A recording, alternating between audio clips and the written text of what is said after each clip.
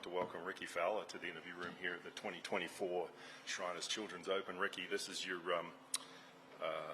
eighth start, I think, at this tournament. What do you love about coming back to Vegas and playing in Savannah? It's a fun place. I lived here for a year when I first turned pro. I used to play and practice a bit here at Summerlin, and Vegas is always a fun place to come back to.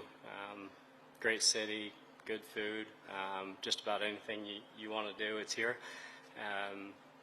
So yeah, it's, typically after a good year, probably don't play a whole lot in the fall, but I've liked playing this event and playing next week in Japan, and it's kind of a nice way to break up what could be a long period of time off. But no, I've always enjoyed coming back to Vegas. Like I said, there's kind of everything you can think of, you can get it here. Is that all you've got scheduled for the remainder of the season, just this week in Japan? Yeah, as of right now, this week, next week, and then play the Grant Thornton. Little fun way to finish off the year. All right. We probably might have some weather challenges this week.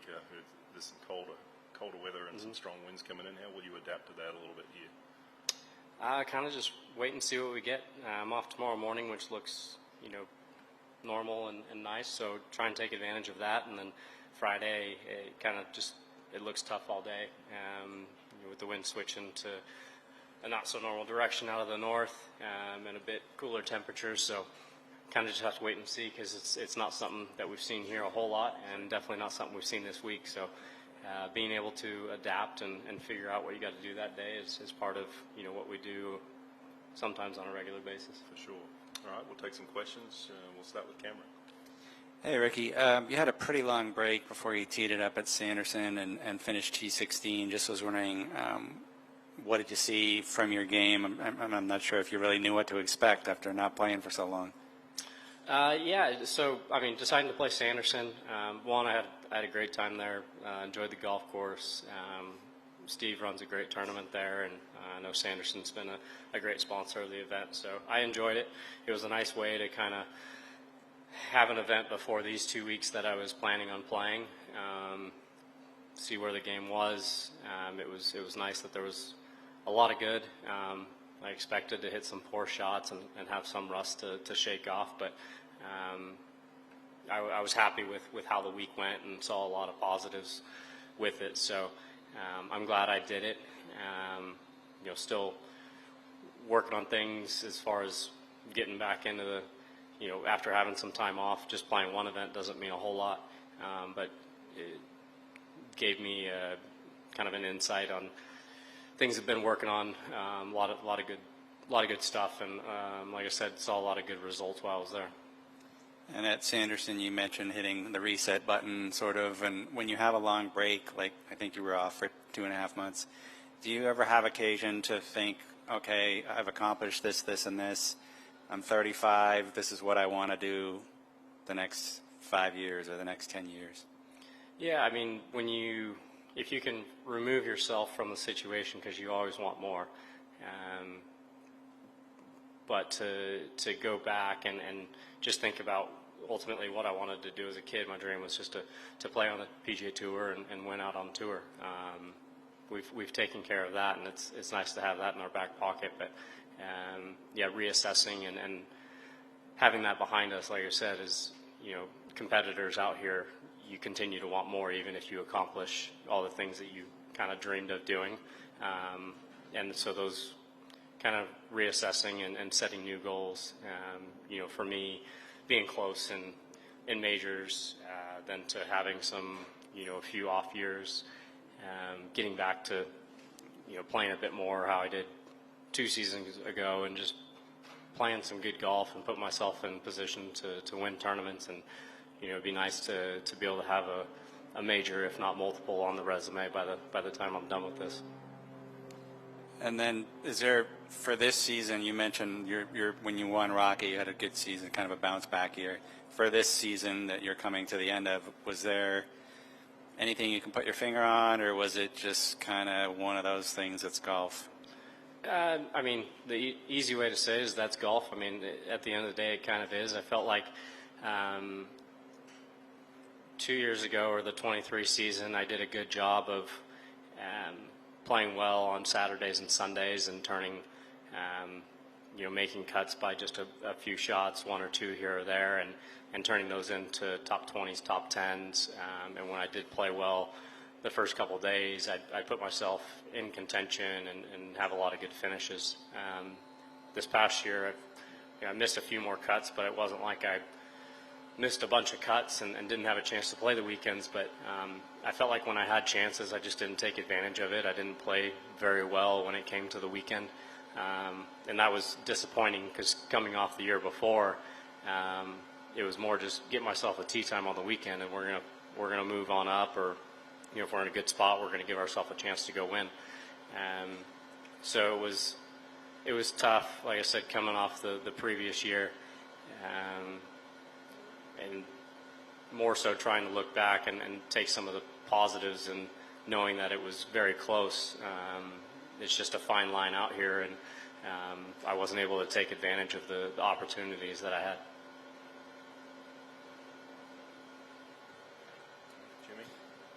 Hey, Rickie. Now this should be your second time playing with the new restructured FedEx Cup fall system. How do you kind of think that has influenced these events in this fall time of year? Do you think it's better for the competition? And just kind of your perspective on kind of some of the changes to the schedule in the FedEx Cup system? Well, I mean, it's definitely, it's had a few changes over the last few years, and it's going to continue to change. So I would say it's a little hard to adapt to, where we might be currently, because that could be something that will change in the coming years. Really, at the end of the day, is you play good golf, and all things kind of fall into place, and everything kind of gets answered. For me, obviously, with the fall and the year that I had, making sure that I stay inside the top 125, so I'm in the Players and some other events. Being that I won last year, not necessarily having to worry about too much. I'll be okay regardless for next year. But I just want to get back to playing some good golf. So there's benefits for me. Obviously, like playing well, winning is a big bonus. So I think trying to get too caught up in the numbers and trying to break it down and figure out what you might need to do, you can kind of get lost in that a bit. So go play good golf, and the rest will take care of itself. And how close do you feel right now to playing your best golf? I mean, from what I got to see at Sanderson, and getting back to it feeling a bit more simple, I'm excited about these few weeks and the time that I'll have through November, as well as December to get ready for the West Coast swing. I'm not a young gun necessarily out here anymore, but I got plenty more years left in front of me. So I'm excited to get back to just playing some good golf and going and battling out with these guys on some late Sundays. Go back to Cameron.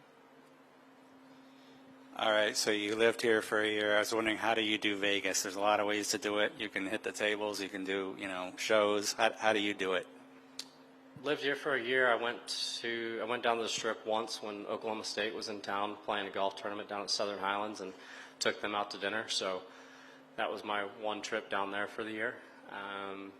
Cam Tringali and I lived together here, as well as he lived with me in Florida for 5 or 6 years. But we would go play blackjack every once in a while over at Red Rock.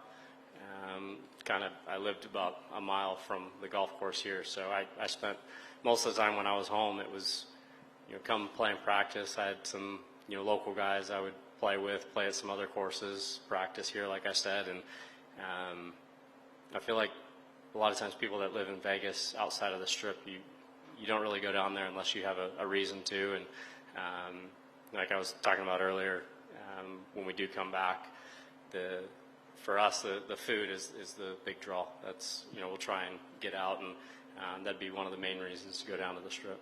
I was going to say, you have your list of favorite restaurants that you hit up? Yeah, Allison and I, we've been married for 5 years now. Two of the anniversary dinners have been down at Carbone. So this event is always falling close to anniversaries. So Carbone's up there for us, but there's a lot of really good options here. All right, thanks. All right. Anything else? All right, Rickie, appreciate your time and good luck this week. Thanks very much.